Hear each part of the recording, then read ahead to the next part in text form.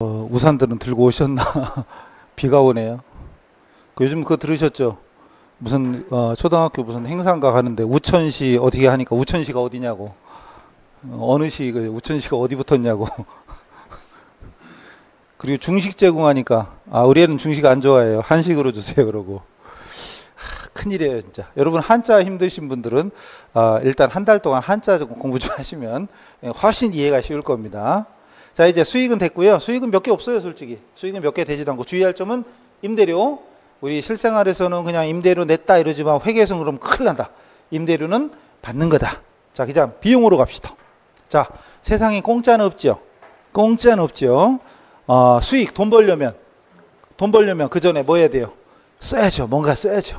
제가 만약에 장사하려고 하면 일단 장사하는데 필요한 장소 얻어야죠. 시설해야죠. 물건 사와야죠. 종업원 채용해야죠. 광고해야죠. 뭐 어쩌고 저쩌고 돈 들어가야죠. 즉 수익을 창출하기 위해서, 돈을 벌기 위해서 소비된 경제적 가치를 비용이라고 합니다. 돈 벌려고 쓰는 거죠. 돈을 벌기 위해서 쓰는 거. 근데 아까 수익이 자본의 증가 원인이 됐죠. 반대로 비용은 자본의 감소를 가져오는 원인을 얘기합니다. 그러니까 학문적으로는 그렇게 얘기하고, 쉽게 말하면 돈 버는 건 수익, 돈 벌기 위해서 쓰는 건 비용. 자, 우리 회계에서 쓰는 용어 크게 나눠서 몇 가지라고 그랬죠? 5가지 할까? 자산, 부채, 자본, 수익, 비용. 그죠? 자산, 부채, 자본, 수익, 비용. 그 중에 이제 비용까지 하면 이제 다 배운 거예요. 우리가 회계 끝날 때까지, 시험 보는 그날까지 계속 써야 될 용어 중에 자산, 부채, 자본, 수익, 비용. 다 배웠어요. 벌써 다 배웠어요. 그리고 용어도 기본적인 건 거의 오늘 다 배웠어요. 앞으로 이런 것들을 계속 이제 쓰는 거죠. 자, 이제 비용에 해당되는 과목. 비용에 해당되는 과목들 가면 첫 번째 매출원가. 아까 물건 파는 거 오늘 매상, 그걸 뭐라고 했죠 아까? 매출액이라고 그랬잖아요. 근데 예를 들어서 제가 옷가게, 저 종로 이런 데 가면은, 여기도 옷가게 많고 종로가 가면 등산복 이런 거 많이 팔죠. 자, 옷가게 옷을 파는데 말 그대로 원가가 3만 원짜리인데 5만 원에 팔았어요. 그 5만 원 매상 올렸다. 그건 매출액이고, 그 5만 원짜리 물건의 원가가 장부에 기록할 때는 매출원가라고 기록됩니다. 그냥 원가가 아니라 매출원가. 즉 매출된 상품의 원가를 매출원가라고 그래요. 매출원가. 그래서 상품 매출원가, 제품 매출원가 이런 식으로 얘기를 합니다. 그다음 아까 말씀드린 임대료와 임차료. 임차료가 내는 거고, 임대료는 받는 겁니다. 그 다음 수수료 비용. 솔직히 의미가 별로 어려운 게 없죠. 그러니까 용어 자체는 매출원가니 임차료니 수수료 비용, 이거 처음 들어봤지만 의미 자체, 내용이 어려운 건 아니죠. 수수료 받는 거, 수수료 수익, 수수료 내는 거, 수수료 비용, 집세 내는 거, 임차료, 집세 받는 거, 임대료. 그죠? 자, 그 다음에 이자 내는 거, 이자 비용. 그 다음에 주식 같은 거, 주식 팔을 때 손해봤슈. 금융자산, 처분, 손실.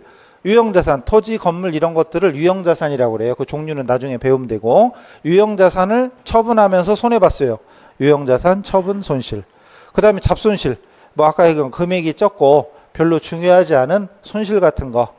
예를 들어서 돈이 안 맞아. 여러분이 회사 나중에 소장님 되셔서 관리비 같은 거 정산 쭉 하는데, 월 정산을 하는데, 매월 정산하거든요. 그 매월 말일자 8월 31일자 정산을 딱 했는데 돈이 한 500원이 펴요. 500원이 더도 아니고 치사하게 500원, 이거 어떻게 하지? 그럴 때 그냥 잡손실 이런 게 있을 수 있어요. 잡손실, 잡다한. 아니면 길 가다 동전 500원 빠뜨렸어. 이게 내 개인 돈이 아니라 회사 돈 가지고 가서 물건 사려고 했다가 동전 빠뜨린 거예요. 잡손실.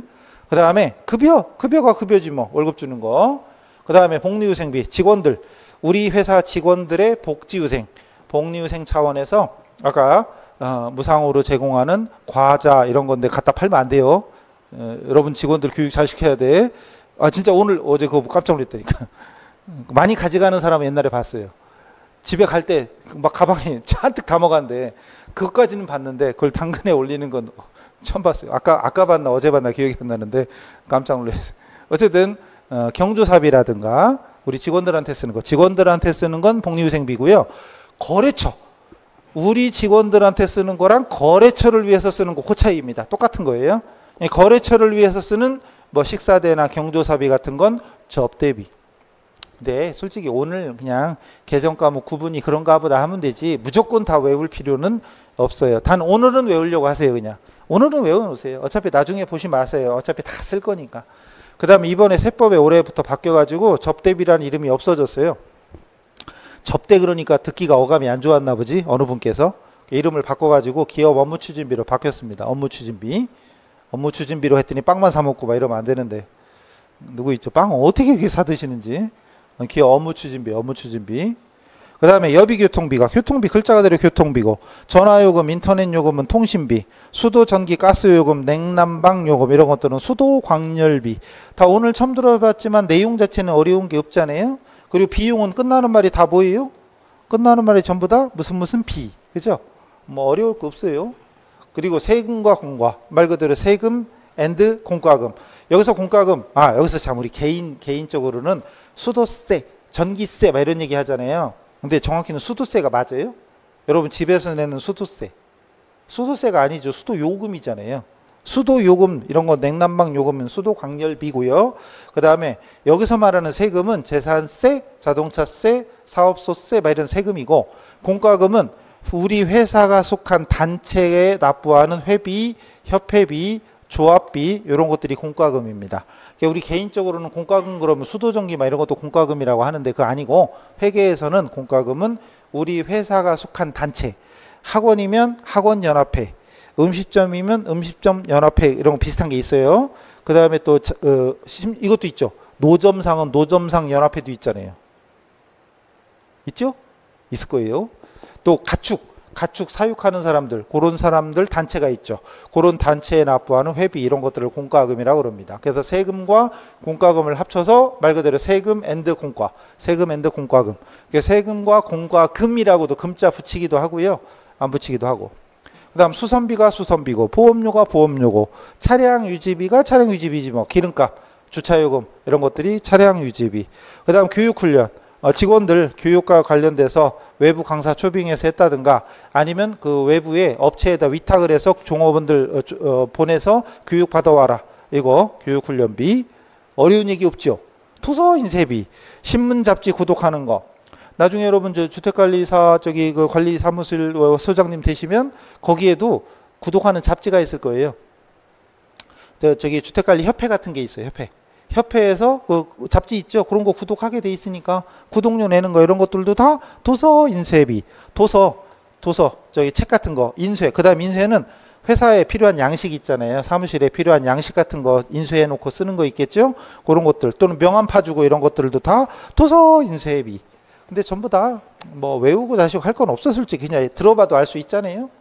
근데 이런 것들이 앞으로 우리가 많이 쓰는 용어들이다. 그럼 오늘부터 이제 뜻은 당연하고 이제 이런 말 보면 이런 것들은 다 비용이구나 이렇게 이해하시면 되고. 송어품비. 가서 아까는 송어품이었는데 지금은 송어품비네. 그죠? 송어품은 뭐고 송어품비는 뭐냐? 그 나중에 배우는데 사실은 엉덩이나 방댕이랑 같은 거예요. 그러니까 여러분이 만약에 복사용지 저도 집에서 복사 가끔 하는데 복사용지 뭐라 그래? 한 팩이 100장짜리 이런 거 아니면 그 한 박스가 뭐 요만한 박스 있잖아요. 박스로 사놨다 만약에 여러분 사무실에서 좀 많이 쓰니까 그럼 얘 사는데 만약에 2만 원이래. 그럼 이걸 여러분이 자산으로 볼까요? 비용으로 볼까요? 그건 여러분 마음이에요. 일단 사놨을 때는 안 썼죠. 팔면 돈 생기죠. 자산이다. 그런 견해가 있고 그럴 때는 소모품이야. 근데 어차피 써서 없어질 거죠. 어차피 매일매일 복사하고 쑥 썼으면 이거 일주일이 없어져. 그럼 아예 그냥 소모품 비야. 비용으로 볼 거야. 견해 차이입니다. 견해 차이. 어떤 게 맞고 틀리고가 아니라 그냥 소모품으로 볼 수도 있고 소모품 비로 볼 수도 있다. 근데 이거에 대해서는 나중에 따로 공부할 일이 있어요. 중요한 거예요. 나중에는 중요해요. 지금은 아무것도 아닌데 나중에 중요한 게 있어요. 넘어가요. 예를 들어서 예전에 고시학원 그 강의할 때는 이제 몇백 명씩 몇천 명씩 강의 들으니까 아침에 자료 나눠줄 때 몇백 장 몇천 장 나가니까 복사만 하는 전문 알바들이 있어요.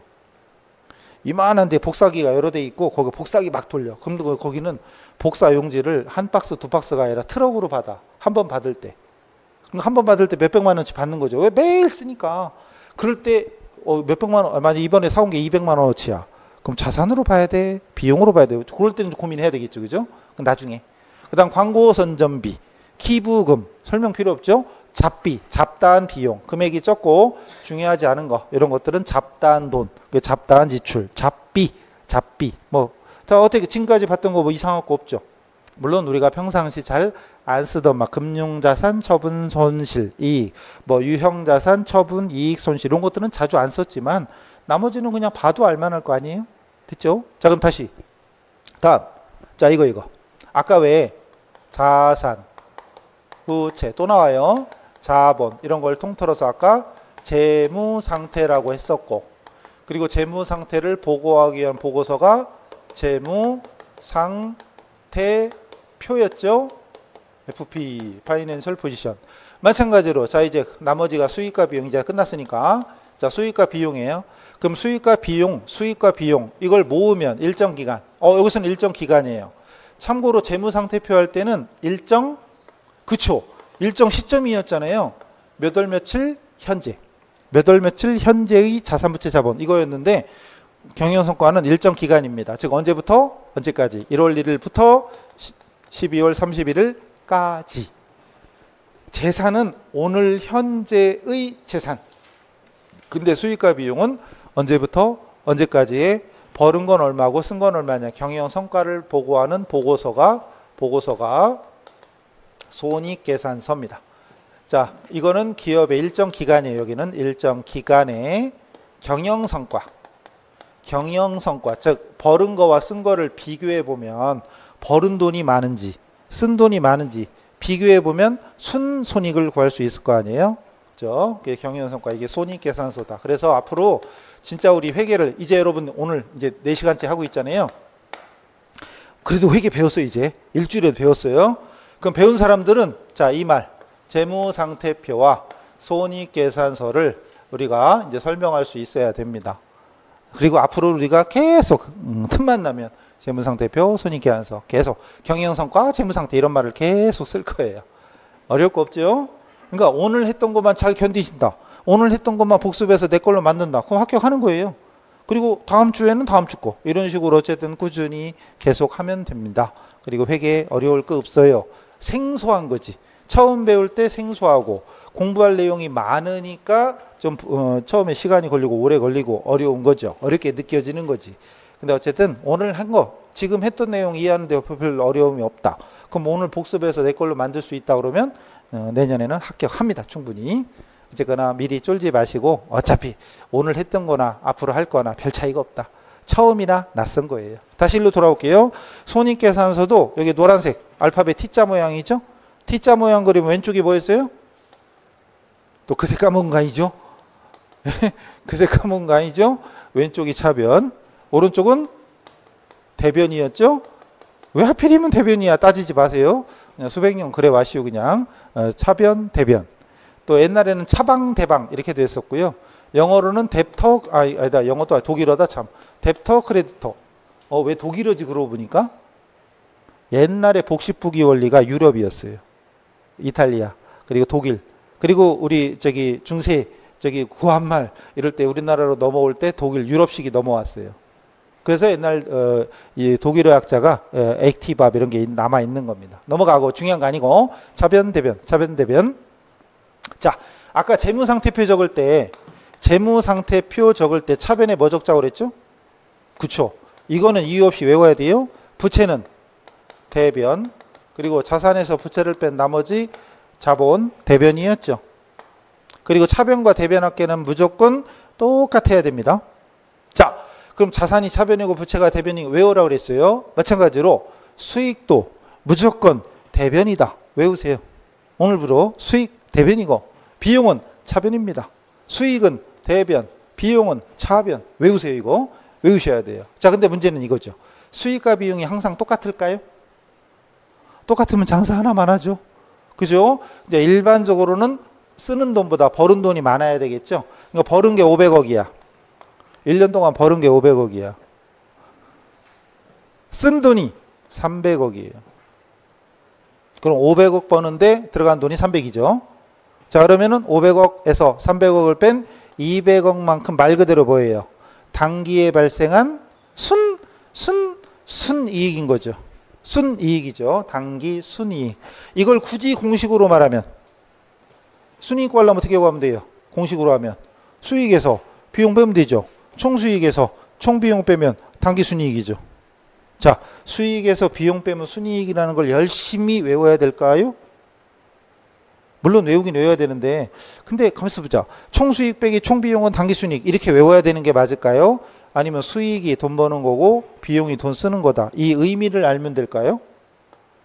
의미 알면 자동이지 않을까요? 그러니까 굳이 공식을 막 열심히 외울 필요, 뭐 손익법 등식이다. 아까는 재산법 등식, 그럼 안 외워도 되지 않을까요? 아까 자본 등식, 자산에서 부채 빼면 자본이다. 굳이 안 외워도 자산이 뭐고 부채가 뭔지만 정확히 알면은 충분히 이해할 수 있을걸요. 용어 이해가 우선입니다. 이것도 마찬가지. 그 다음 이거 수익에서 비용 빼면 순이익이다. 이걸 살짝 바꾸면 비용하고 순이익을 더하면 총수익과 일치하겠죠. 그 밑에 있네.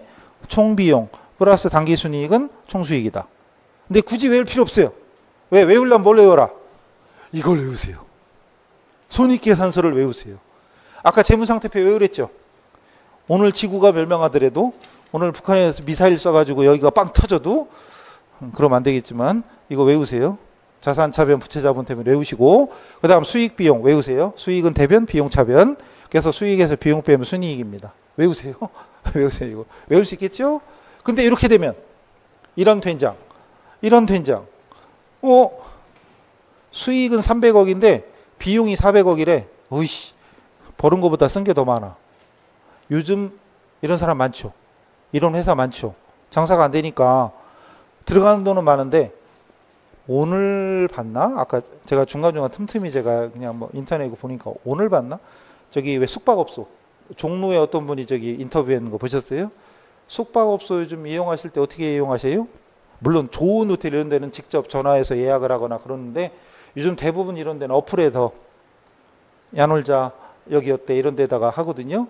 근데 거기 10%대 간대요. 수수료를 10%대 간대요. 그러니까 저기 여러분이 여기 사장님이면 그런 어플을 이용하지 않으면 수수료 안 내도 돼. 근데 문제는 요즘 사람들 거의 10명 중에 7, 8명은 어플로 예약을 하거든요. 그러니까 저도 중간중간 촬영 때문에 종로 요 근처에도 잘 때 있어요. 종로 여기가 좋은 점이 있대. 저같이 싼 사람이 갈 수 있는 싼 데가 좀 있어요. 아무래도 이쪽이 좀 오래돼 있으니까.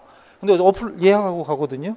근데 거기서 10%대 간대. 만약에 10만 원이면 만 원대 가고 5만 원이면 5천 원대 가요. 그러니까 사장님은 이용하자니 수수료가 많이 나가고 이용 안 하자니 장사가 안 되고. 그래서 거기 뭐라고 했더라? 뉴스에 나올 때 이용 안 하면 망하고 이용하면 적자라고. 수수료 많이 나가니까 그런 얘기 하던데요. 뉴스에 나온 거예요. 오늘 봤나 어제 봤나 기억이 안 나는데 어쨌든 잠깐 봤어요. 자, 아이씨 버는 돈은 얼마 안 되는데 쓴 돈이 더 많아. 그럴 수도 있잖아요. 특히 직원 두고 쓰면 월급은 줘야죠. 월세 내야죠. 월세를 막 깎아주지도 않고 그러니까. 자, 이럴 때는 손해봤네. 버는 돈보다 쓴 돈이 많으니까. 그냥 말 그대로 손해봤으면 뭐가 된다? 당기, 순, 손실. 당기, 순, 손실. 그럼 이것도 구하려면 공식으로 말하면 비용에서 수익 빼는 거잖아요. 총비용 빼기 총수익. 근데 이 공식을 외워야 될까요? 저 같으면 안 외우고 이걸 외운다니까요. 뭐 비용은 차변 수익은 대변. 그것만 외우면 되지. 비용은 차변 수익은 대변만 외워. 그러면 만약에 수익이 많으면 이익인 거고 비용이 많으면 손실인 거죠. 그렇게 정리하시면 공식 하나도 안 외워도 되는 거죠. 그러니까 공부하는 방향이 앞으로 그런 거예요. 무조건 외우지 않아도 됩니다. 무조건 외울 필요 없습니다. 외워야 될 건 이걸 외우면 돼. 비용이 어느 변이고 수익이 어느 변이다. 그럼 이게 해결이 돼요. 앞으로 회계에 그런 게 많아요. 그러니까 제가 앞으로 나중에 이건 외워야 돼요. 이건 외우세요 하는 게 있고 안 외우셔도 돼요. 자꾸 읽기만 하세요 하는 게 있어요. 하여튼 그런 것만 잘 새겨 들으시면 회계 공부 어렵지 않게 할 수 있습니다. 물론 솔직히 공부할 건 어려워요. 책이 이만한데.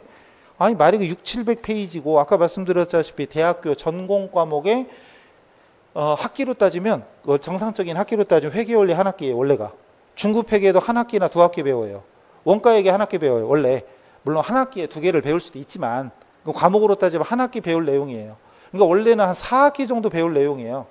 물론 4학기 배울 걸 한 학기에 다 배울 수도 있지만 일반적으로 회계 원리, 중급 회계, 원가까지 배워야 된단 말이에요. 우리가. 그러니까 분명히 쉽진 않지. 그러나 모든 걸 다 완벽하게 알아야 되는 건 아니기 때문에 원리만 깨우치고 예를 들어 지금 이것도 어떤 사람은 외우지 말라 해도 이걸 계속 외워. 달달달 외워봐. 근데 필요 없다니까요. 외워야 될 건 이거예요. 비용은 차변, 수익은 대변, 자산 차변, 부채 대변. 이것만 외우면 알아서 해결돼요. 그러니까 앞으로 저랑 공부하시면 그런 것만 잘 또 따라 하시면 남들보다 훨씬 더 쉽게, 그리고 점수는 잘 나올 수 있어요. 충분히. 이것도 공식. 비용 합계는 수익과 손실을 더한 거와 같다. 총 비용은 총 수익 플러스 순손실이다. 손익계산서 등식 써놨지만 솔직히 외울 필요는 없다. 외우려면 뭘 외워라? 외우려면 무조건 비용은 차변이고 수익은 대변이다. 이것만 외우시면 돼요. 이거는 요 두 개는 오늘 죽었다 깨어내도 오늘 가실 때까지 외우세요. 자산은 차변, 부채 자본 대변, 비용 차변, 수익 대변. 그리고 센스껏 수익이 많으면 단기 순이익, 비용이 많으면 단기 순 손실. 근데 여기서 잠깐 일단 여러분 21쪽 맨 밑에 손익계산서 좌우로 두 개가 있어요. 보이시죠? 그러니까 한쪽은 수익이 많은 거 이익인 거고 한쪽은 비용이 많아서 손실인 거거든요. 그래서 밑에 공식을 막 양쪽에 막 써놨는데 굳이 외울 필요는 없다. 외우려면 비용 차변, 수익 대변 이걸 외워라. 됐죠? 넘어가요. 22페이지.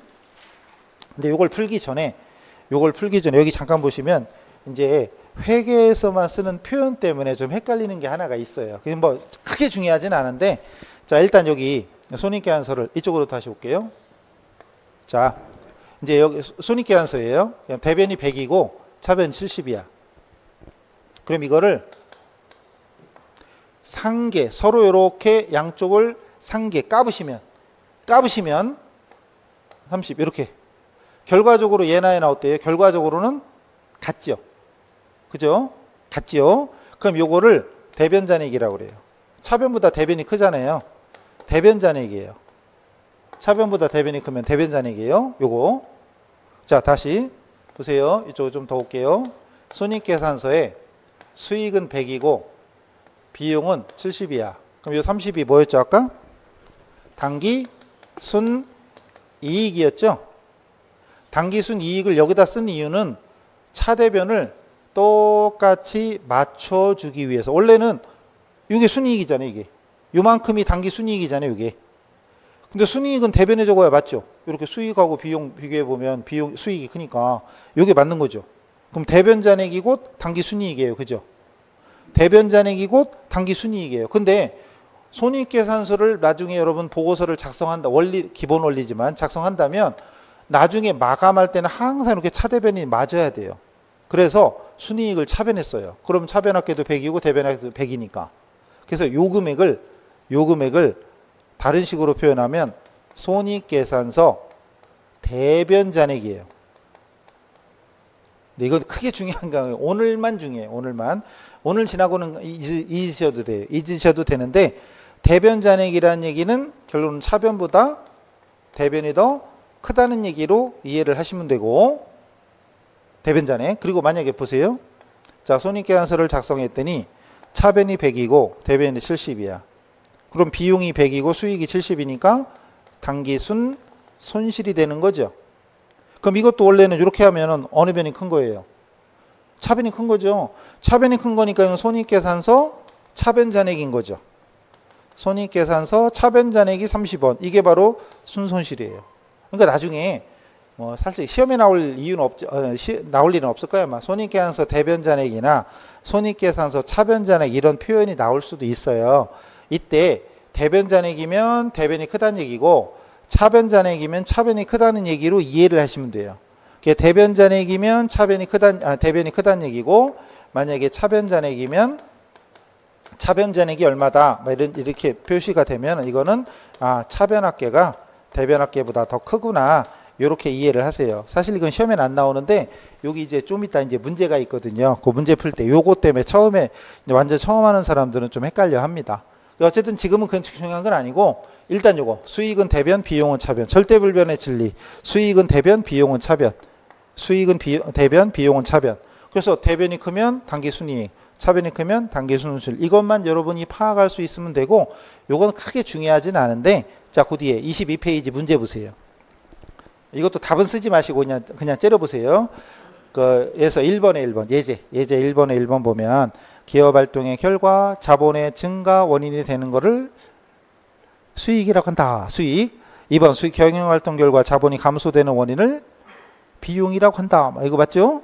3번 수익을 창출하기 위해서 소비된 희생된 경제적 가치를 비용이라고 한다. 이게 딱딱 나온 사람 아주 잘하시는 거예요. 아주 잘하시는 거고. 자, 근데 가다가 7번에 보면 손익계산서 차변잔액은 BDD 당기순이익이다 손실이다. 손익계산서 차변잔액은 당기순 손실이거든요. 근데 학생들이 헷갈리는 게 이거예요. 여기 보세요 한번. 이거. 손익계산서를 그렸더니 수익이 대변이고 비용이 차변이야. 그 수익이 1000이고 비용이 700억이야. 그럼 당기순이익이 300억. 순이익이 어느 변에 써 있어요? 차변에 써 있잖아요. 이걸 자꾸 차변잔액이라고 생각하는 거지. 차변잔액이 아니라 이렇게 보면 이건 대변이 큰 거니까 대변잔액이잖아요. 그러니까 대변잔액, 아까 대변잔액은 대변이 크다는 얘기다. 근데 요것 때문에 좀 헷갈리는데 솔직히 7번하고 8번은 신경 쓰지 마세요. 그냥 한번 그게 해놓은 거니까. 자, 8번 손익계산서 대변잔액. 이게 대변잔액. 이게 대변잔액 지금. 대변이 더 크니까. 대변이 크고 차변이 작고. 그래서 이 순이익이. 그러니까 차변에 써 있으니까 자꾸 차변잔액 이렇게 이해하는 사람이 있어서 그게 좀 헷갈리는 거죠. 처음 하는 사람은. 그래서 결론은 아까 T계정 그렸을 때 차변이 크면 차변잔액, 대변이 크면 대변잔액이라고 우리 회계에서는 얘기한다. 근데 이 얘기를 왜 했냐면 나중에 공부하다 보면 뭐 외상 매출 채권 계정 차변잔액이 얼마, 또 외상매입금 계정 대변잔액이 얼마 이런 식으로 차변잔액, 대변잔액이라는 표현을 많이 써요.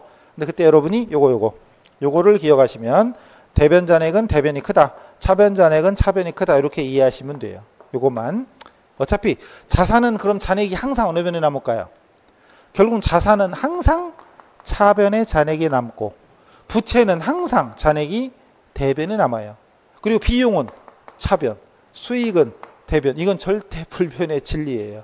항상 우리 회계는 자산은 차변, 부채 자본 대변, 비용은 차변, 수익은 대변. 이거 기억하세요.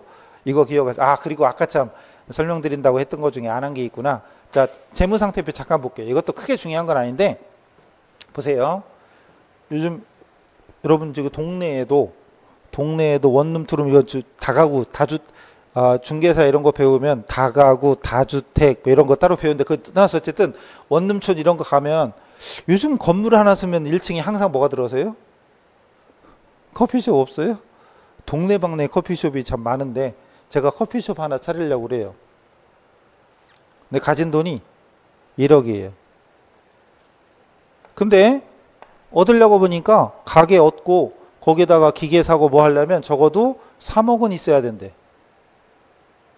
3억은 있어야 되는데 제가 가진 게 1억이에요. 그럼 어떻게 해요? 빌리러 가야지. 대출 받으러 가야죠. 대출 받으러 가. 2억. 뭔 얘기인지 이해되시죠? 그럼 내 돈 1억과 너의 돈, 은행 돈, 아는 사람 돈 빌려가지고 3억을 만들어서 장사 시작했어요. 건물 얻고 기계 사고 재료 사고, 그죠? 그럼 여기 건물은 아니고 이제 가게 보증금 내는 건 보증금이죠. 보증금에 기계도 커피 머신 사고, 그다음 재료도 샀어요. 재료도 자산. 오늘은 안 했지만 재료도 자산이에요. 다 이대로 팔면 돈 생기잖아요. 그럼 이게 자산이고 은행 대출금, 차입금이고 자본금. 여기까지는 이해되셨죠? 그럼 요 1억이 내가 투자한 돈이죠. 내가 누구냐? 내가 오너야, 사업주. 내가 투자한 돈. 이걸 자기자본. 이건 일단 들어보세요. 그 다음 얘는 타인자본. 은행한테 빌린 거죠. 은행 돈이잖아요. 은행 돈. 타인자본. 이건 자기자본. 그 다음 얘는 채권자 지분. 또는 청구권이라고 돼요. 청구권. 그 뭐 중요한 얘기는 아니고 여기는 소유주, 오너. 소유주 지분, 소유주 청구권이라고 그래요. 내가 오너잖아요. 제가 가게 시작했어. 내가 오너니까 오너의 지분, 오너 몫이에요. 만약에 이게 오늘 지금 설립하는 게 아니라 뭐 몇 달 지나고 몇 년 지났다. 그럼 예를 들어서 자산이 3억이고 부채가 2억이고 자본 1억이다. 만약에 여기 폐업을 한다. 만약에 폐업을 한다면 현재 남아있는 자산이 3억이에요. 3억인데 그중에 내 몫은 그중에 1억만 내 몫이죠. 2억은 아직 빚쟁이들한테 빚 갚아야죠. 그럼 이게 누구 몫이냐? 채권자들 몫이죠. 그러니까 자산 이만큼 중에 이만큼은 누구 몫이다? 채권자들 몫이죠. 내가 빚졌으니까 반대로 돈 받을 사람 채권자 몫이고 나머지만 내 거죠. 소유주. 그리고 소유주 지분이고 아까 나왔던 말 중에 자녀 지분이라고 있었죠. 자녀 지분. 그러니까 이런 말들은 지금 몰라도 그만이에요. 나중에 하다 보면 자연스럽게 만나는 거. 그래서 자산, 부채 자본 할 때 부채를 타인 자본, 자본을 자기 자본, 그리고 부채를 채권자 지분 또는 자본을 소유주 지분 또는 자녀 지분. 아까 문제 중에 나왔던 자녀 지분이라고 하더라. 이런 거. 아까 이 말씀들을 다 빼먹었는데 뭐 지금 꼭 외워야 되고 이런 건 아니고요.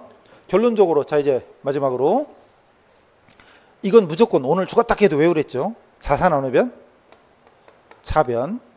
부채와 자본은 대변. 여기까지가 머릿속으로 따지면 재무상태표고, 그 다음 수익은 어느 변? 대변. 비용은 어느 변? 차변. 이건 무조건 외우시랬죠. 외울 수 있겠죠. 물론 내일 까먹어도 돼요. 다음 주에 또 외우면 되지 뭐. 중요한 건 꾸준히 계속 하시기만 하면 됩니다. 자, 근데 이렇게 몰아서 한꺼번에 적어봤는데 가만히 보시면 얘들이 어느 정도 공통점이, 이건 시험에는 안 나오지만 공통점이 좀 보이나요? 야하고 공통점 보이세요 좀? 이게 보이면 회계 진짜 잘하는 거예요. 이거 나중에 뒤에서 할 거거든요. 나중에 한 두 달 뒤에 할 거예요. 자, 힌트는 돈이야.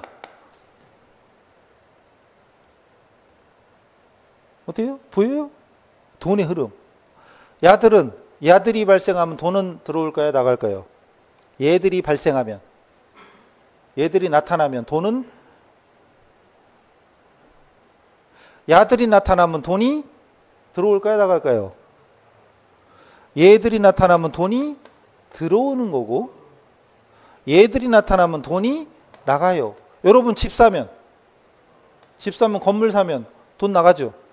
땅 사면 물론 땅이 증가해, 자산이 증가해. 근데 돈은 나가죠. 비용 발생하면 돈 나가죠. 이런 건 나중에 한 두 달 뒤에 배울 거예요.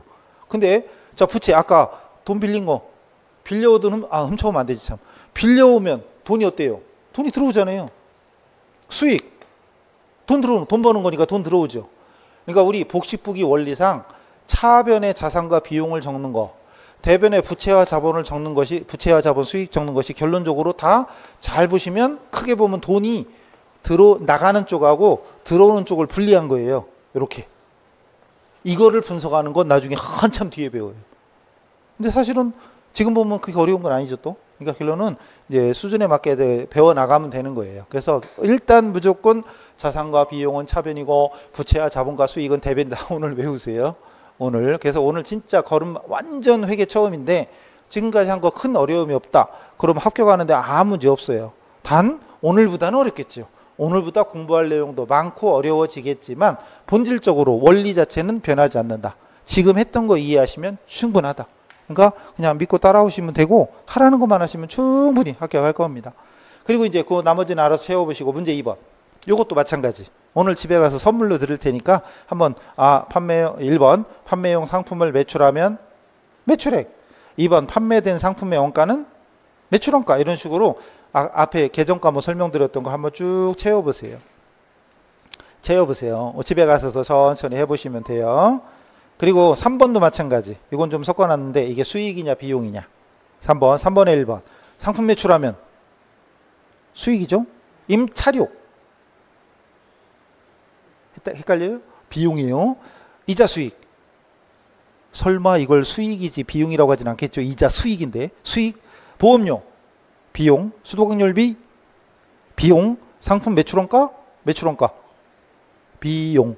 수익을 얻기 위해서 들어간 돈, 비용. 이렇게 수익이다 비용이다 좀 유치해도 자꾸 말로 뱉어버렸죠. 조용히. 소리는 크게 안 나도 좋으니까 자꾸 또 인강 듣는 분들도 빨리 그 집에서 조용히, 도서관 이런 데서는 하지 마시고 집에서는 자꾸 이렇게 말로 해보셔야 돼요. 중얼중얼 하셔야 돼요. 그래야 빨리 내 거가 됩니다. 송호분비, 비용, 유용자산 처분 이익, 수익, 임대료, 비용. 그죠? 수익이죠. 임대료 수익이에요. 이런 거 헷갈리면 큰일 나. 임대료와 임차료 헷갈리면 안 돼요. 사회에서는 임대료 낸다라고 말이 되지만 회계할 때는 절대 그러면 안 된다. 임차료가 비용이고 임대료는 수익입니다. 이런 식으로 끝까지 한번 채워 보시고요. 넘어갈게요.